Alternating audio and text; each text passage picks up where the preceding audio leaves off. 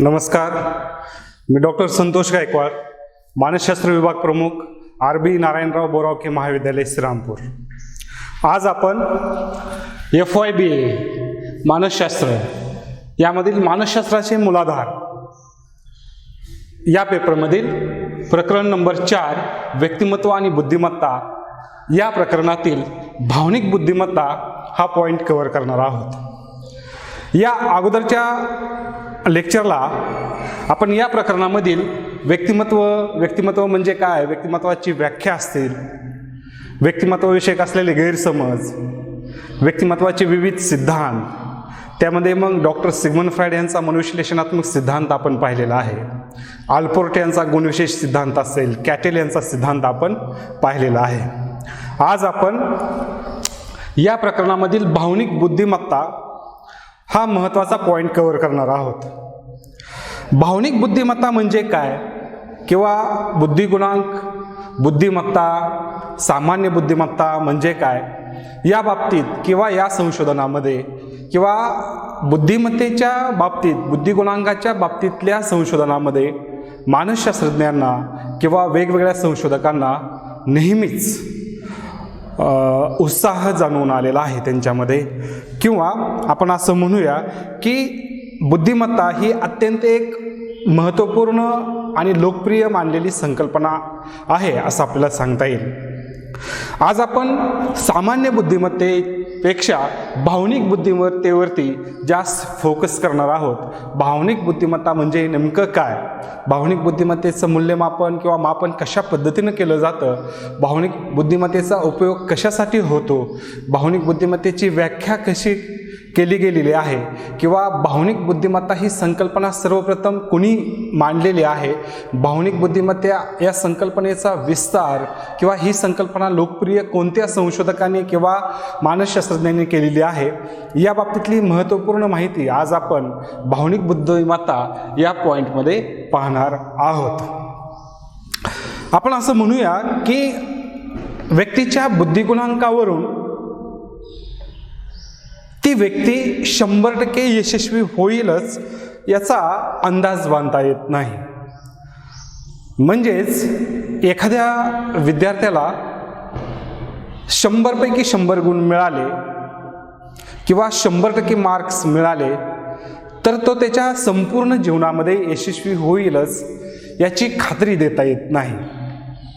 म्हणजे एक बाजू या ठिकाणी क्लिअर होते की सामान्य बुद्धिगुणांक हा जीवनामध्ये यशस्वी होण्यासाठी एक महत्त्वाचा घटक आहे, परंतु आपलं यशस्वी होणं किंवा व्यक्तीचं यशस्वी होणं 100% या बुद्धिगुणांकावरती अवलंबून नाही। मग व्यक्तीला जीवनामध्ये यशस्वी होण्यासाठी अजून कोणकोणत्या गोष्टींची आवश्यकता आहे किंवा अजून कोणकोणत्या गोष्टी किंवा घटक असे आहेत की ज्यामुळं व्यक्ती तिच्या आयुष्यामध्ये यशस्वी होण्याची शक्यता जास्तीत जास्त आपल्याला वर्तविता येईल किंवा सांगता येईल। तर या बाबतीत गोलमन या संशोधकांनी भावनिक बुद्धिमत्तेचा विकास किंवा भावनिक बुद्धिमत्ता ही कन्सेप्ट त्यांनी खूप लोकप्रिय केली। या बाबतीतलं त्यांचं संशोधन जे आहे ते खूप महत्त्वपूर्ण किंवा मोलाचं संशोधन मानलं जात आहे। एकेकाळ किंवा आपल्याला वेगवेगळ्या उदाहरणाच्या माध्यमातून दाखवून देता येईल की अगदी उच्च बुद्धिगुणांक किंवा मध्यम बुद्धिगुणांक किंवा कमी बुद्धिगुणांक या तिन्ही व्यक्तींच्या बाबतीत जर विचार केला तर या तिन्ही व्यक्ती जीवनामध्ये यशस्वी होण्याची शक्यता जी आहे ती सारख्या प्रमाणात असते किंवा असल्याचं विविध संशोधनांती हे सिद्ध झालेलं आहे। म्हणजे आपल्याला असं म्हणता येईल की एखादी मध्यम बुद्धिगुणांक असणारी व्यक्तीसुद्धा त्यांच्या जीवनामध्ये यशस्वी झालेली आहे, किंवा आपण अगदी असं म्हणूया की तिचं निवर्तन किंवा ती तडफदार, तरतरीत आणि चांगल्या पद्धतीचं निवर्तन करणारी असल्याचं आपल्याला दिसून येईल। म्हणजे केवळ उच्च सामान्य बुद्धिगुणांक असणाऱ्या व्यक्तीच तडफदार त्यांच्या जीवनामध्ये खूप चांगल्या पद्धतीने यशस्वी होतात असं नाही, तर अगदी सामान्य किंवा त्यापेक्षा कमी बुद्धिगुणांक असणाऱ्या व्यक्तीसुद्धा त्यांच्या जीवनामध्ये यशस्वी झालेले आपल्याला दिसून येतात। मग आता या बुद्धिगुणांकाच्या बाबतीत विचार करत असताना गोलमन या संशोधकांनी एक अत्यंत महत्त्वाची गोष्ट किंवा महत्त्वाची बाब संशोधनाअंती आपल्या निदर्शनास आणून दिलेली आहे. गोलमन या संशोधकाच्या मते ते असं म्हणतात की जीवनामध्ये यशस्वी होण्यासाठी बुद्धिगुणांकाबरोबरच भावनिक बुद्धिमत्ता हा घटक सुद्धा अत्यंत महत्त्वाचा आहे. म्हणजे फक्त सामान्य बुद्धिगुणांक उच्च असून चालणार नाही, तर त्या जोडीला भावनिक बुद्धिगुणांकाची जोड असणं व्यक्तीला जीवनामध्ये यशस्वी होण्यासाठी अत्यंत आवश्यक आहे. म्हणजे भावनिक बुद्धिमत्ता हा किंवा भावनिक बुद्धिगुणांक हा घटक सुद्धा व्यक्तीला त्याच्या जीवनामध्ये यशस्वी होण्यासाठी अत्यंत महत्त्वाची भूमिका बजावत असतो. आता पर्टिक्युलर आपण भावनिक बुद्धिमत्तेची व्याख्या किंवा स्वरूप पाहूयात. भावनिक बुद्धिमत्तेच्या बाबतीत एक साधारणपणे आपण असं म्हणूया की 1990 नंतरच्या संशोधनामध्ये भावनिक बुद्धिमत्तेचं बीज रोवलं गेल्याचं आपल्याला दिसून येतं किंवा सांगता येईल. अगदी आपण असं म्हणूया की थॉर्नडाईक यांनी सामाजिक बुद्धिमत्तेच्या संकल्पनेत थॉर्नडाईक या संशोधकाने जी सामाजिक बुद्धिमत्ता ही संकल्पना मांडली, खऱ्या अर्थानं त्यामध्येच भावनिक बुद्धिमत्तेचं मूळ आपल्याला दडलेलं दिसून येईल. 1990 डॉक्टर जॉन मेयर आणि पीटर सेलेव्हे या दोघांनी भावनिक बुद्धिमत्तेची संकल्पना सर्वप्रथम मांडली. म्हणजे आपण असं म्हणूयात की थॉर्नडाईक यांच्या सामाजिक बुद्धिमत्तेच्या संकल्पनेत भावनिक बुद्धिमत्तेचं मूळ जरी दडलेलं असलं तरी प्रत्यक्षात मात्र सन 1990 डॉक्टर जॉन मेयर आणि पीटर सेलेव्हे यांनी भावनिक बुद्धिमत्तेची संकल्पना सर्वप्रथम मांडली.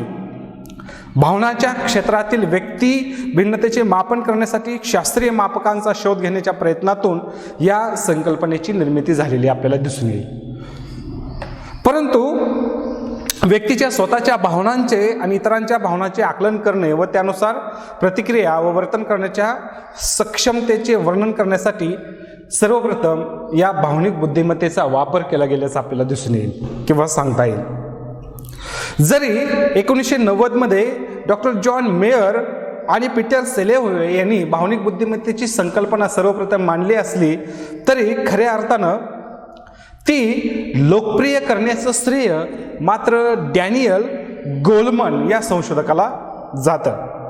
डॅनियल गोलमन या संशोधकाने भावनिक बुद्धिमत्ता ही संकल्पना लोकप्रिय केली किंवा भावनिक बुद्धिमत्तेचं महत्त्व संशोधनाअंती लोकांना त्यांनी त्यांच्या संशोधनाच्या माध्यमातून पुस्तकांच्या किंवा ग्रंथलेखनाच्या माध्यमातून लोकांना पटवून दिलेलं आहे.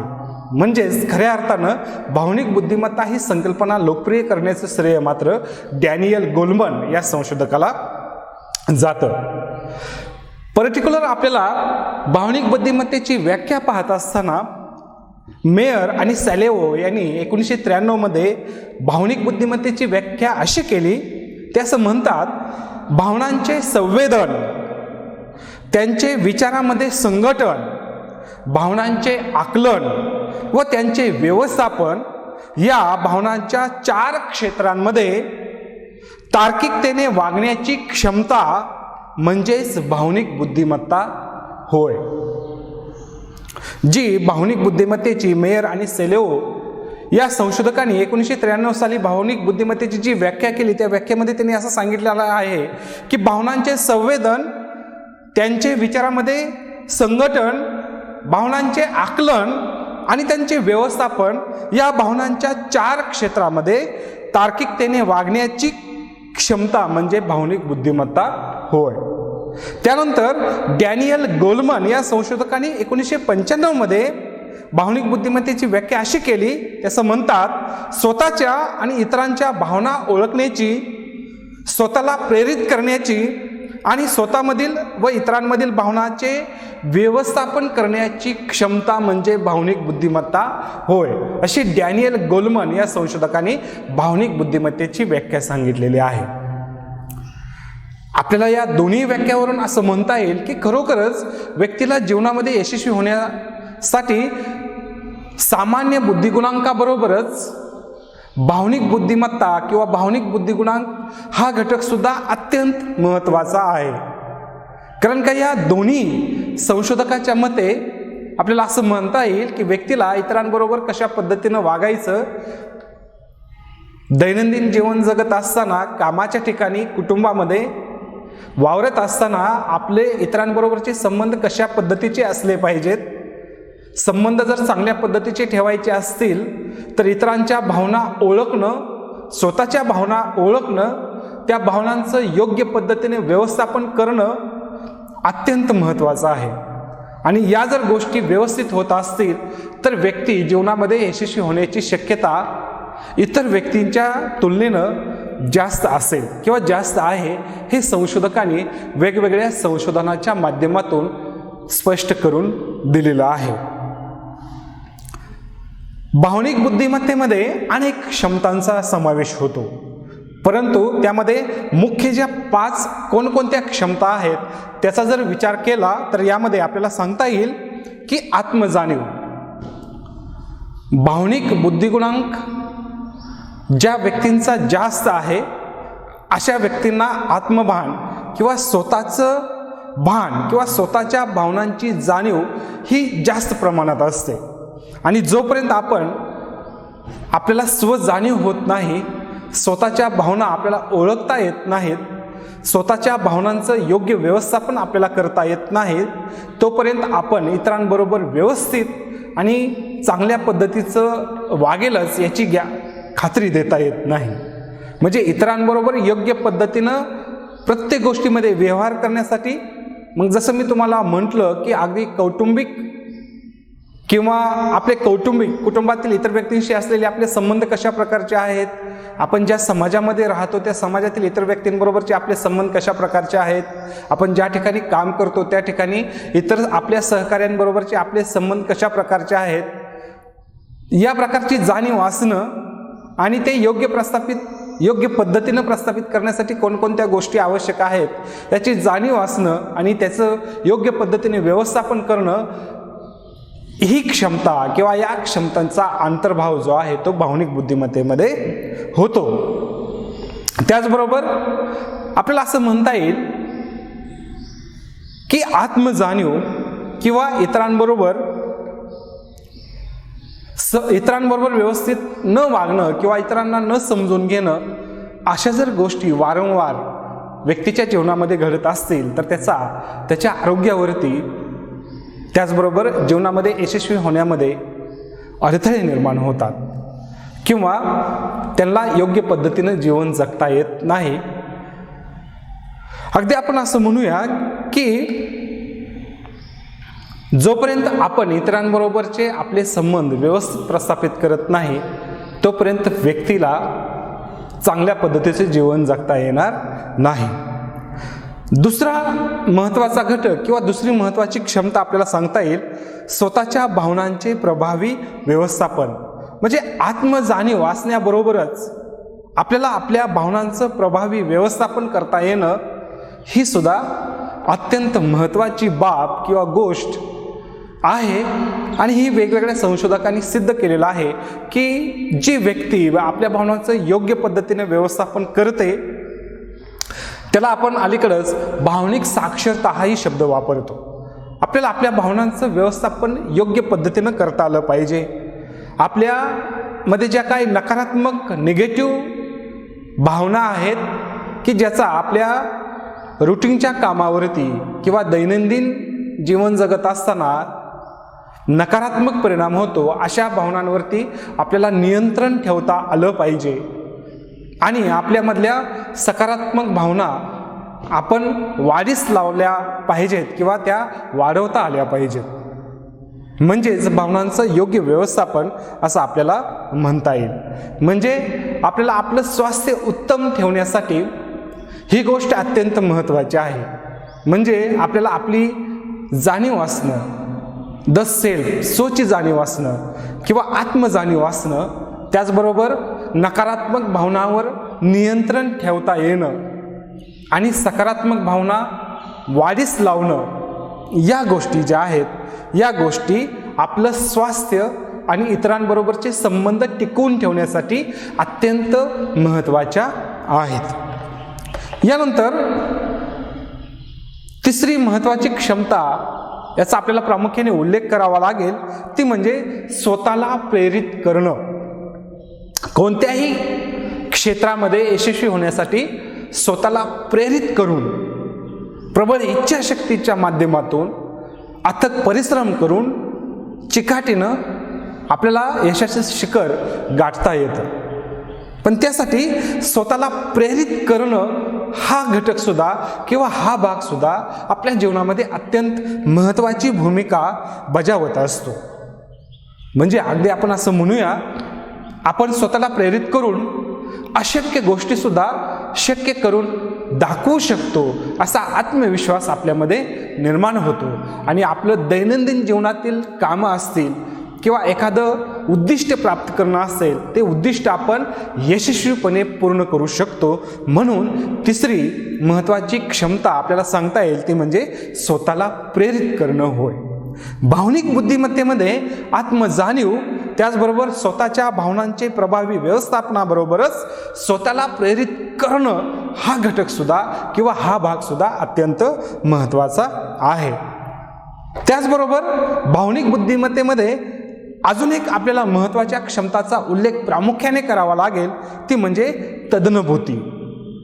व्यक्तीला जीवनामध्ये यशस्वी होण्यासाठी सहानुभूती, तदनुभूती या संकल्पना किंवा या गोष्टी ज्या आहेत त्या खूप महत्त्वाच्या आहेत.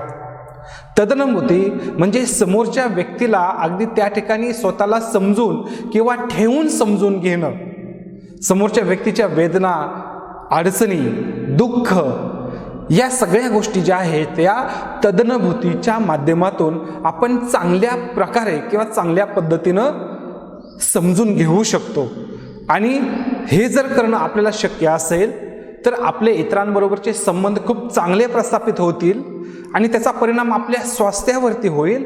आपलं स्वास्थ्य चांगलं राहील, आपल्याला उत्तम पद्धतीनं जीवन जगता येईल आणि आपल्या कामाची क्वालिटी ही उच्च दर्जाची राहील. म्हणून भावनिक बुद्धिमत्तेमध्ये तदनुभूतीला महत्त्वाचं स्थान दिलेलं आहे किंवा महत्त्वाचं स्थान आहे असं आपल्याला सांगता येईल. म्हणजे आत्मजाणीव असल्याबरोबरच भावनांचं व्यवस्थापन, स्वतःला प्रेरित करणं, त्याचबरोबर तदनुभूती हा घटक सुद्धा भावनिक बुद्धिमत्तेमध्ये अत्यंत महत्त्वाचा मानला गेलेला आहे.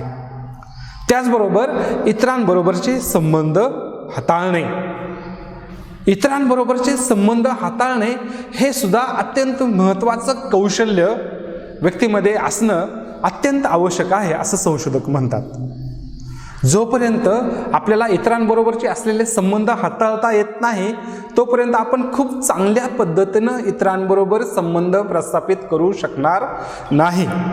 आणि इतरांबरोबर संबंध प्रस्थापित करण्यासाठी तदनुभूती आणि सहानुभूती, स्वतःच्या भावना ओळखणं, त्या भावनांचं व्यवस्थापन करणं, स्वतःला प्रेरित करणं, इतरांच्या भावना अगदी तदनुभूतीच्या माध्यमातून समजून घेणं, म्हणजे थोडक्यात समोरच्या व्यक्तीला खूप चांगल्या पद्धतीनं समजून घेणं, समोरच्या व्यक्तीचा स्वीकार करणं, या जर क्षमता व्यक्तीमध्ये असतील तर त्या व्यक्तीचा भावनिक बुद्धिगुणांक जो आहे तो उच्च आहे असं आपल्याला म्हणता येईल किंवा म्हणावं लागेल.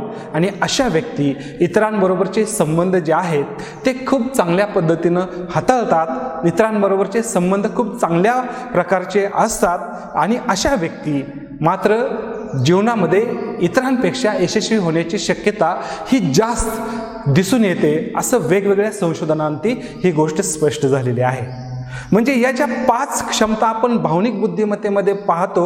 आपल्याला सहज असं म्हणावं लागेल किंवा म्हणता येईल की सामान्य बुद्धिगुणांकाबरोबरच व्यक्तीला जीवनामध्ये यशस्वी होण्यासाठी भावनिक बुद्धिगुणांक सुद्धा अत्यंत महत्त्वाचा आहे. जसं आपण म्हणतो की एखाद्या व्यक्तीला अगदी पैकीच्या पैकी मार्क मिळतात, 100% मार्क मिळालेली व्यक्ती जी आहे ती जीवनामध्ये यशस्वी होईलच याची खात्री देता येत नाही. हे वेगवेगळ्या संशोधनातून सिद्ध झालेलं आहे. कारण का अशा व्यक्ती हुशार असतात, परंतु इतरांबरोबरचे संबंध त्यांचे कसे आहेत, कसे असावेत याची त्यांना जाणीव कदापि असतेच, याची गॅरंटी नाही. याची जाणीव जर नसेल तर इतरांबरोबरचे संबंध त्यांचे बिघडलेले दिसून येतात. किंवा बरेचसे आपल्याला अशी उदाहरणं सांगता येईल की अगदी 10वी आणि 12वीमध्ये पैकीच्या पैकी किंवा खूप चांगले मार्क मिळवलेले विद्यार्थी सुद्धा त्यांच्या जीवनामध्ये यशस्वी झालेले आपल्याला दिसून येत नाहीत. मग हे असं का घडतं किंवा हे असं का आहे या बाबतीत जर विचार केला तर या ठिकाणी आपण ही जी संकल्पना समजून घेतोय, भावनिक बुद्धिमत्ता, जी गोलमन या संशोधकांनी अत्यंत लोकप्रिय केलेली आहे. आणि गोलमन या संशोधकाच्या मते अगदी आपण असं म्हणूया की व्यक्तीला त्याच्या जीवनामध्ये यशस्वी होण्यामध्ये अगदी भावनिक बुद्धिमत्तेचा वाटा जो आहे तो सामान्य बुद्धिमत्तेपेक्षा जास्त आहे. म्हणून भावनिक बुद्धिमत्ता किंवा भावनिकदृष्ट्या आपण साक्षर असणं आपल्या जीवनामध्ये यशस्वी होण्यासाठी किंवा आपल्याला उत्तम किंवा चांगल्या पद्धतीचं जीवन जगण्यासाठी भावनिक बुद्धिमत्ता ही गोष्ट जी आहे ती अत्यंत महत्त्वाची असल्याचं आपल्याला दिसून येईल किंवा सांगता येईल.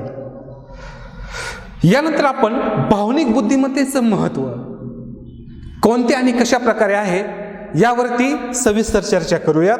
डॅनियल गोलमन या संशोधकाने emotional intelligence why it can matter more than IQ या भावनिक बुद्धिमत्तापेक्षा अधिक का या लोकप्रिय पुस्तकामध्ये किंवा लोकप्रिय ग्रंथामध्ये भावनिक बुद्धिमत्तेचं महत्त्व पटवून दिलेलं आहे. म्हणजे डॅनियल गोलमन यांनी भावनिक बुद्धिमत्तेबरोबर काम करणं या लोकप्रिय पुस्तकामध्ये या भावनिक बुद्धिमत्तेचं महत्त्व पटवून दिलेलं आपल्याला दिसून येईल किंवा सांगता येईल. आता भावनिक बुद्धिमत्तेचं महत्त्व व्यक्तीच्या जीवनामध्ये कोणकोणत्या प्रकारे किंवा कशा कशा प्रकारे आहे या बाबतीत जर आपण विचार केला तर यामध्ये प्रामुख्याने एका गोष्टीचा उल्लेख करावा लागेल की भावनिक बुद्धिमत्ता ही विशेष प्रभावी आहे.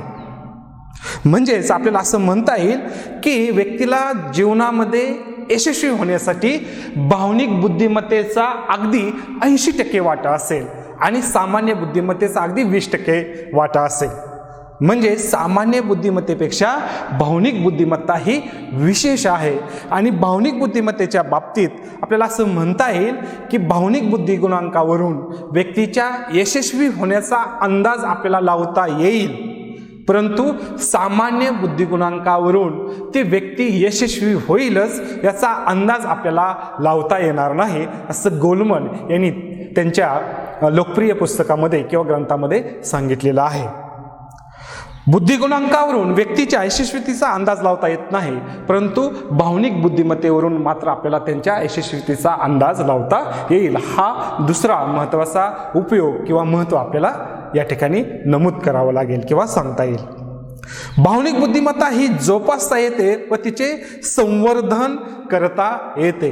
भावनिक बुद्धिमत्तेच्या बाबतीत अजून हा एक महत्त्वाचा घटक किंवा महत्त्वाच्या गोष्टीचा आपल्याला प्रामुख्याने उल्लेख करावा लागेल की भावनिक बुद्धिमत्ता जोपासता येते व तिचे संवर्धन करता येते. याचा अर्थ असा की आपण आपल्या वयाच्या कोणत्याही टप्प्यामध्ये किंवा कोणत्याही वयामध्ये ही भावनिक बुद्धिमत्तेचा विकास करता येतो, तिचं संवर्धन करता येतं. जाणीवपूर्वक आपण जर प्रयत्न केले तर भावनिक बुद्धिगुणांक आपला वाढवता येतो. ही एक महत्त्वाची गोष्ट आपल्याला भावनिक बुद्धिमत्तेच्या बाबतीत सांगता येईल. त्याचबरोबर सुखी आणि निर्णायक होण्यासाठी भावनिक बुद्धिमत्ता खूप महत्त्वाची आहे. अगदी आपण साधं उदाहरण घेऊया. ज्या कुटुंबामध्ये आपण राहतो त्या कुटुंबातील इतर सदस्यांबरोबरचे आपले असलेले संबंध कशा प्रकारचे आहेत त्यावर आपल्याला कशा प्रकारचं समाधान, किती प्रकारचं समाधान मिळतं हे अवलंबून असेल. म्हणजे ज्या कुटुंबामध्ये आपण राहतो, वागतो, लहानाचं मोठं होतो, त्या कुटुंबातील इतर व्यक्तींबरोबरचे आपल्याला असलेले संबंध जे आहेत ते खूप चांगल्या पद्धतीचे असले पाहिजेत असं संशोधक म्हणतात. आणि जर तुमचे संबंध चांगल्या प्रकारचे असतील तर तुम्ही चांगल्या प्रकारचे उत्तम दर्जाचं आरोग्य तुम्हाला लाभेल आणि चांगल्या प्रकारचं जीवन तुम्ही जगाल. पण ही गोष्ट आपल्याला इतरांबरोबरचे संबंध प्रस्थापित करण्यासाठी पुन्हा आपण या ठिकाणी भावनिक बुद्धिमत्ता उत्तम असणं, चांगली असणं अत्यंत महत्त्वाचे आहे असं गोलमन या संशोधकांनी सांगितलेलं आहे. त्याचबरोबर शैक्षणिक संपादन मापनासाठीही भावनिक बुद्धिमत्ता अत्यंत महत्त्वाची आहे. त्याचबरोबर कामाच्या आणि व्यवसायाच्या ठिकाणी सुद्धा भावनिक बुद्धिमत्ता अत्यंत महत्त्वाची आहे. ज्या ठिकाणी आपण एखादा व्यवसाय करतो, ज्या ठिकाणी आपण काम करतो, त्या ठिकाणी इतर सहकाऱ्यांबरोबरचे आपले असलेले संबंध उत्तम प्रकारचे असले पाहिजे, तर आपल्याला कामातून समाधान मिळेल. आपल्याला एक जॉब सॅटिस्फॅक्शन किंवा वर्क सॅटिस्फॅक्शन असं जे म्हणतो आपण, ते सॅटिस्फॅक्शन आपल्याला मिळेल. आपल्याला त्या ठिकाणी जावंसं वाटेल, काम करणं हवंसं वाटेल आणि आपल्या हातून खूप उत्तम पद्धतीचं काम होईल. त्यासाठी आपल्या इतर सहकाऱ्यांबरोबरचे आपले संबंध हे चांगल्या प्रकारचे असले पाहिजेत. हा घटक सुद्धा व्यक्तीच्या जीवनामध्ये अत्यंत महत्त्वाचा आहे. कारण का, व्यक्तीने एखादा व्यवसाय आपल्या उदरनिर्वाहासाठी निवडला किंवा एखादी नोकरी स्वीकारली, तर त्याच्या आयुष्यातला बराचसा कालखंड त्या नोकरीच्या कालावधीमध्ये जात असतो. म्हणजे जवळपास एखादी व्यक्ती जी आहे ती त्याच्या आयुष्यातील 30 वर्षापर्यंत नोकरी करत असते आणि त्या नोकरीच्या ठिकाणी जर त्या व्यक्तीला समाधान मिळत नसेल, तर त्याचे विपरीत परिणाम त्या व्यक्तीच्या आरोग्यावरती, त्याचबरोबर त्या कौटुंबिक स्वास्थ्यावरती झालेले आपल्याला दिसून येतात. म्हणून कामाच्या ठिकाणी किंवा व्यवसायाच्या ठिकाणी सुद्धा ही भावनिक बुद्धिमत्ता अत्यंत महत्त्वाची आहे. गोलमन या संशोधकांनी ही संकल्पना खूप लोकप्रिय केलेली आहे. अलीकडच्या कालखंडामध्ये आपण असं म्हणतो की भावनिकदृष्ट्या आपण साक्षर असलं पाहिजे. भावनिकदृष्ट्या आपण साक्षर असलं पाहिजे म्हणजे नेमकं काय असलं पाहिजे की आपल्याला आपल्या भावना ओळखता आल्या पाहिजेत, आपल्याला समोरच्या व्यक्तीच्या भावना ओळखता आल्या पाहिजेत. आणि हे ज्यावेळेस होईल त्यावेळेस बरेचसे प्रश्न त्याच ठिकाणी सुटलेले असतील किंवा त्या व्यक्तीच्या जीवनामध्ये फारसे क्रिटिकल प्रश्न निर्माण होणार नाहीत. म्हणून उत्तम पद्धतीचं आरोग्य प्राप्त करण्यासाठी, उत्तम पद्धतीचं जीवन जगण्यासाठी ही भावनिक बुद्धिमत्ता अत्यंत महत्त्वाची असल्याचं आपल्याला दिसून येईल किंवा सांगता येईल. परस्पर संबंध हाताळण्यात भावनिक बुद्धिमत्ता महत्त्वाची ठरते. जसं मी तुम्हाला म्हटलं की आपण ज्या ठिकाणी काम करतो, ज्या कुटुंबामध्ये राहतो, ज्या समाजामध्ये राहतो, त्या ठिकाणी इतरांबरोबरचे आपले संबंध खूप चांगल्या पद्धतीचे असणं आवश्यक आहेत. जर व्यक्तीचा भावनिक बुद्धिगुणांक उच्च असेल तर व्यक्तीचं इतरांबरोबरचे संबंध खूप चांगल्या प्रकारचे आपल्याला दिसून येतात आणि अशा व्यक्ती ज्या आहेत, अशा व्यक्ती जीवनामध्ये यशस्वी होण्याची शक्यता जी आहे ते खूप जास्त असते, असं गोलमन या संशोधकांनी त्यांच्या संशोधनामध्ये सांगितलेलं आहे. आता भावनिक बुद्धिमत्तेचं महत्त्व पाहिल्यानंतर आपल्याला भावनिक बुद्धिमत्ता का महत्त्वपूर्ण ठरते या बाबतीत जी काय वेगवेगळी कारणं सांगता येतील, ती कारणं कोणकोणती आहेत, तर त्यामध्ये प्रामुख्याने आपल्याला उल्लेख करावा लागेल ते म्हणजे व्यक्तीच्या जीवनामधील आणि संपादनामधील व्यावसायिक यशस्वी होण्यामध्ये बुद्धिमत्ता महत्त्वाची आहे. म्हणजे जनरली व्यक्तीला ओव्हरऑल त्याच्या आयुष्यामध्ये यशस्वी होण्यासाठी भावनिक बुद्धिमत्ता अत्यंत महत्त्वाची आहे, हे एक कारण आपल्याला सांगता येईल. त्याचबरोबर वैयक्तिक कार्यक्षमता व उत्पादकता भावनिक बुद्धिमत्तेमुळे वाढते.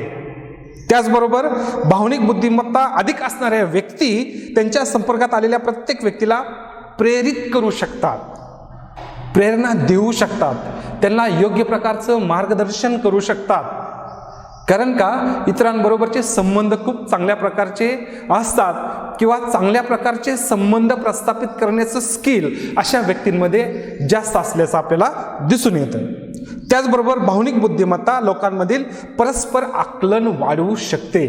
जसं आपण पाहिलेलं आहे भावनिक बुद्धिमत्तेच्या बाबतीत की वयाच्या कोणत्याही टप्प्यामध्ये आपण भावनिक बुद्धिमत्ताचं संवर्धन करू शकतो किंवा वाढवू शकतो या पद्धतीनं. त्याचबरोबर भावनिक बुद्धिमत्ता अधिक असणाऱ्या व्यक्ती ह्या प्रभावी व्यक्ती ठरतात, इतरांपेक्षा प्रभावी व्यक्ती ठरतात. भावनिक बुद्धिमत्तेमुळं व्यक्तीवरील ताण कमी होतो आणि व्यक्तीला उत्तम आणि चांगल्या प्रकारचं आरोग्य प्राप्त होतं. एकंदरीत आपल्याला असं म्हणता येईल की व्यक्तीला त्याच्या जीवनामध्ये यशस्वी होण्यासाठी उत्तम प्रकारचं आरोग्य ठेवण्यासाठी, आरोग्याचं संवर्धन करण्यासाठी, सकारात्मक वर्तनात वाढ करण्यासाठी भावनिक बुद्धिमत्ता ही संकल्पना किंवा हा घटक जो आहे तो अत्यंत महत्त्वाचा आहे. तर या ठिकाणी व्यक्तिमत्व आणि बुद्धिमत्ता या प्रकरणातील भावनिक बुद्धिमत्ता हा पॉईंट जो आहे तो या ठिकाणी संपतोय. या प्रकरणातील पुढचा पॉईंट जो आहे तो आपण पुढच्या तासाला पाहूयात. धन्यवाद.